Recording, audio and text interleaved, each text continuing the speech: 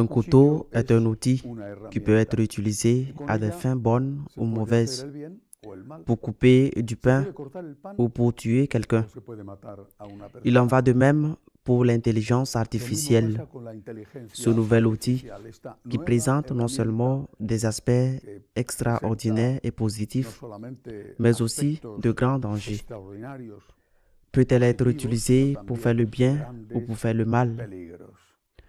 Un exemple dans son utilisation à des fins malveillantes est celui qui a été fait en principe contre le cardinal Burke, mais aussi contre l'Église et contre le pape. Quelqu'un s'est consacré à la réalisation d'une série de vidéos mettant en scène le cardinal Burke, dans lesquelles son image a été modifiée et le ton de sa voix légèrement altéré, et dans lesquelles le cardinal accuse le pape Léon XIV des pires trahisons contre l'Église, avec des accusations et même des insultes. Le cardinal Burke contre le pape, c'est tout simplement absurde, mais beaucoup de gens y ont cru, et surtout dans les pays anglophones. Ces vidéos ont été largement diffusées. Dans une telle situation, le mieux est peut-être de laisser passer, car s'en mêler revient à leur faire davantage de publicité. Mais l'affaire était si grave et si sérieuse pour le pape, pour l'Église et pour le cardinal lui-même, que ce dernier n'a eu d'autre choix que d'intervenir et de réaliser une autre vidéo dans laquelle il déclare que tout cela est absolument faux. Voici ses propos. Ces vidéos, dit le cardinal Burke, sont des fabrications, des œuvres de tromperie, produites par la manipulation technologique de mon image afin de transmettre des messages que je n'ai jamais prononcés. Ces affirmations sont totalement fausses. Je n'ai jamais fait de telles déclarations ni donné de discours ou d'interviews qui ressemblent, de près ou de loin, à ce qui est décrit. Il a ajouté que les fausses vidéos portent la marque indéniable du malin qui cherche toujours à semer la confusion parmi les fidèles et à dresser les frères les uns contre les autres au sein du corps mystique du Christ. Le cardinal Burke est allé au-delà de la dénonciation, de la manipulation dont il avait été victime et a déclaré en ses propres termes, publiquement et sans équivoque, son obéissance, son amour filial et son respect inébranlable envers le souverain pontife, le pape Léon XIV, vicaire du Christ sur terre, affirmant que l'unité autour du pape a été voulue par le Seigneur lui-même et est essentielle à notre foi catholique. Une manipulation à l'aide de l'intelligence artificielle visant à nuire à l'Église et à semer la division. C'est une cause qui est derrière tout cela. Peut-être certains qui veulent gagner de l'argent, qui n'ont pas de scrupules, et qui savent que cela a beaucoup de vues sur la page YouTube où cela a été publié, cela apporte plus de publicité et plus de revenus. C'est possible. C'est possible, je le répète. On m'a fait la même chose il y a quelques mois. Je me suis tu. Mais ce qu'il cherchait clairement, c'était le scandale, la surprise, le scandale pour gagner de l'argent, ou peut-être aussi, au passage, m'attaquer moi. Mais il peut aussi y avoir une autre cause.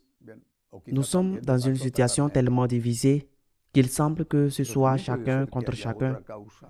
Ainsi, des personnalités telles que le cardinal Burke ou le cardinal Sarah, qui ont toujours défendu la fidélité à la tradition, dès lors qu'elles disent quelque chose de positif sur le pape Léon XIV deviennent des ennemis. Pas des ennemis du pape, mais des ennemis de ceux qui étaient auparavant leurs amis. Il se peut donc que ces vidéos scandaleuses et fausses ne soient que le désir de gagner de l'argent de la part de personnes sans scrupules. Ou peut-être y a-t-il quelqu'un derrière tout cela qui veut nuire à Burke parce qu'il a fait des déclarations de soutien au pape Léon. Il y a quelques jours, le cardinal Sarah a également fait des déclarations en faveur du pape Léon, demandant qu'on lui laisse du temps et disant qu'il faut être compréhensif, car il a des enfants libéraux et des enfants conservateurs. Telle est la situation de l'Église. Si vous n'êtes pas radical d'un côté ou de l'autre, vous devenez quelqu'un qui reçoit des coups de part et d'autre. Vous êtes mal vu par les uns et par les autres. L'important est d'être fidèle à sa propre conscience et d'être fidèle à notre Seigneur Jésus-Christ. Le cardinal Burke, avec un sens chrétien, a demandé des prières pour ceux qui ont réalisé ces vidéos si scandaleuses. Il a demandé des prières. Je pense qu'il faut demander autre chose, et pas seulement à eux, mais à tout le monde. Nous vivons à l'époque des fake news, des fausses informations, et il est indispensable qu'à cette époque, nous fassions tous preuve d'un peu de bon sens et que nous sachions détecter quand quelque chose est vrai ou quand quelque chose est faux, ou du moins peut-être faux. Ce qui sort de l'ordinaire est probablement faux. Une personne qui n'a jamais rien fait et qui soudain apparaît dans une vidéo en train de faire quelque chose, il est très probable que ce soit faux. Je ne dis pas que c'est absolument faux, car tout le monde peut faire un jour quelque chose qu'il n'a jamais fait. Mais il est très probable qu'il s'agisse d'une manipulation. Il est nécessaire d'éduquer les fidèles à cet esprit critique, car la capacité de l'intelligence artificielle est telle que n'importe qui, sur n'importe quel sujet, peut être amené à dire ce que veut le manipulateur qui se cache derrière l'utilisation de ces technologies. Sans cet esprit critique, les scandales seront inévitables. Pourquoi tout cela? Parce que ce qui vient de se passer avec le cardinal Burke est déjà arrivé à d'autres et se reproduira à l'avenir. Prier, oui, mais aussi éduquer à l'esprit critique afin de savoir discerner ce qui est vrai de ce qui est grossier, mensonger, calomnieux. Cela dit, je pense que nous devons également réfléchir à la mesure dans laquelle nous contribuons par l'utilisation de ces moyens de communication à la diffusion de ces calomnies, car derrière tout cela se cache un certain esprit de commérage, de ragot. Vous recevez l'une de ces manipulations et si vous la diffusez, vous en devenez complice. Vous les diffusez parce qu'elles vous ont surpris. Vous les diffusez parce que vous voulez consulter ou vous les diffusez par malveillance. Au fond, par goût du commérage. Regardez ce qu'a dit un tel. Par conséquent, il ne suffit pas de prier, il ne suffit pas d'avoir un esprit critique. Face à ces informations potentiellement fausses, il faut également ne pas collaborer à leur diffusion. Si c'est une chose vérifiée et vraie, c'est différent. Mais en attendant, ce qui est scandaleux et surprenant, en attendant, ne les diffusez pas tant que vous n'êtes pas sûr que c'est vrai, car vous collaborez alors avec ceux qui font le mal et qui n'auraient pas autant de succès sans cet esprit de commérage si répandu, non seulement malheureusement, parmi les catholiques pratiquants, mais aussi dans l'humanité en général. Une autre nouvelle de cette semaine a été marquée par le cardinal Parolin, secrétaire d'État. Lors de la présentation d'un rapport sur la liberté religieuse dans le monde et dans l'Église, le cardinal a évoqué la persécution dont sont victimes les chrétiens au Nigeria et l'a replacé dans le contexte d'une lutte pour d'autres causes, celle des bergers contre les agriculteurs. Les bergers Fulani, c'est bien là l'ethnie à laquelle ils appartiennent, et les agriculteurs. Les bergers Fulani sont presque tous les musulmans et influencés par le djihadisme, tandis que parmi les agriculteurs, on trouve aussi bien des chrétiens que des musulmans. Le cardinal Parolin a déclaré que non seulement les musulmans et les catholiques souffrent de la persécution des musulmans Fulani, mais qu'il y a aussi d'autres musulmans, car même s'il ne l'exclut pas, il ne dit pas qu'il n'y a pas de motif religieux, c'est avant tout un motif économique, les bergers contre les agriculteurs, une lutte ancestrale. Un évêque nigérian a répondu au cardinal en disant qu'il y a effectivement des motifs économiques à cette persécution, mais qu'il y a bien plus que cela, selon l'évêque. Même si le conflit n'est pas uniquement religieux, il serait tout aussi simpliste de ne pas reconnaître que la dimension religieuse aggrave considérablement la situation. D'autant plus que les églises, les prêtres et d'autres symboles puissants du christianisme sont attaqués en toute impunité. Ces dernières années, la violence s'est intensifiée avec notamment d'horribles massacres au cours de l'année dernière. Et dans de nombreuses attaques, les militants s'en prennent généralement en premier lieu aux églises. Plus de 50 000 chrétiens ont été tués ces dernières années par ces musulmans. Il est clair pour moi que ce n'est pas uniquement une question religieuse, mais il est également clair que la motivation principale est de plus en plus religieuse. Et nier cela revient en quelque sorte, même si ce n'était bien sûr pas l'intention du cardinal, mais c'est en quelque sorte minimiser la valeur de cette communauté chrétienne au milieu de tant de persécutions, de massacres horribles, d'enlèvements, de conversions forcées à l'islam, d'incendies d'églises et de toutes sortes de centres sociaux catholiques. C'est minimiser toute cette souffrance qui a fait 50 000 martyrs ces dernières années. La raison principale est donc religieuse, même s'il existe également une raison économique. Il faut soutenir les martyrs, il faut les soutenir par nos prières et aussi, dans la mesure de nos moyens, par notre aide financière.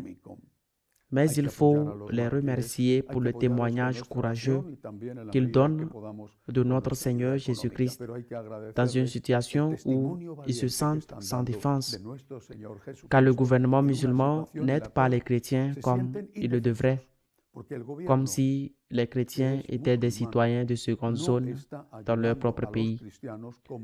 Une autre nouvelle de cette semaine a été la réunion de prière pour la paix et la défense de la nature qui a eu lieu au Vatican entre le pape Léon XIV et les rois d'Angleterre, Charles et son épouse Camilla. Il faut dire certaines choses. Tout d'abord, elle n'a pas eu lieu dans l'église Saint-Pierre, mais dans une chapelle, la chapelle Sixtine, qui, à quelques exceptions près, par exemple lors de certaines cérémonies, tels que les baptêmes, le jour du baptême du Seigneur, ou bien sûr l'élection des papes, n'est pas une chapelle où le Seigneur est présent. En fait, c'est le lieu le plus visité des musées du Vatican. Il ne s'agissait donc pas d'une cérémonie eucharistique. Ce qui est important à mes yeux, Et à aucun moment, cette prière n'a remis en cause la foi catholique. Ceux qui critiquent déjà cet événement devraient bien comprendre en quoi il consiste. On a prié pour la paix et pour la nature avec le plus haut représentant théorique, bien sûr, mais il reste le chef de l'Église d'Angleterre, successeur de ce Henri VIII qui a rompu avec l'Église catholique et qui est finalement une communauté ecclésiale avec laquelle nous avons en commun, par exemple, le baptême. Il s'agit donc d'un acte écuménique, un acte dans lequel la foi catholique n'a pas été remise en cause et où rien n'a été fait qui puisse donner lieu à une confusion doctrinale ou liturgique. Il faut prier pour la paix et demander au Seigneur de nous donner la sagesse nécessaire pour défendre la nature, qui est l'œuvre qu'il a créée et qu'il nous a confiée. Que cela se fasse ensuite également avec nos frères chrétiens d'autres confessions. Tant que la doctrine n'est pas compromise et qu'aucun acte liturgiquement inacceptable n'est accompli, je ne vois personnellement aucun inconvénient à cela. D'autre part, cet acte liturgique de prière est un geste d'unité, mais d'une unité de plus en plus lointaine. Pourquoi je dis cela? Parce que les anglicans sont déjà plongés dans un schisme interne. 80% d'entre eux ont décidé de rompre avec l'Église mère, l'Église d'Angleterre, dont ils tirent leur nom parce qu'ils ont accepté de nommer une femme archevêque de Canterbury, primat de l'Église d'Angleterre. Et ces 80% d'anglicans ont dit: nous ne l'accepterons pas. Ils sont déterminés à créer leur propre église et à nommer leur propre primat. C'est un acte d'écuménisme avec une église à la dérive qui s'éloigne de plus en plus de ses racines catholiques dont elle s'est séparée. Nous vivons une époque complexe. Il faut donc prier. Il faut prier et ne pas être naïf, ni se laisser entraîner par de fausses nouvelles. Il faut prier pour nos ennemis, pour l'unité, pour l'Église et pour le pape.